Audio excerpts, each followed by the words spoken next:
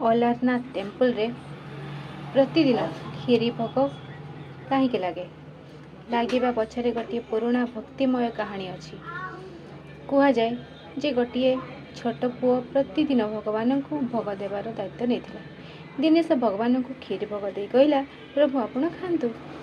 पुओटी सत भाव भक्ति करुथिबारु से भाविला जे प्रभु निजे खाइबे। जेतेबेले भगवान खाऊ नथिले से दुखरे कांदिबार आरंभ कला। तांकर निर्मल भक्ति देखि भगवान अलारनाथ मूर्ति बाहरी आसी से खीरी भोग सतरे खाइथिले।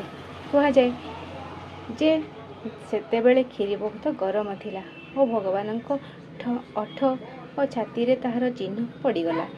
आज भी मूर्ति रे सही चिन्ह देखा जाए बोली भक्त माने कहती। से आज पर्यंत से घटना को स्मरण करी प्रतिदिन अलारनाथ मंदिर रे खीरी भोग लगा जाए। यह भोग को अलारनाथ खीरी बोली प्रसिद्ध।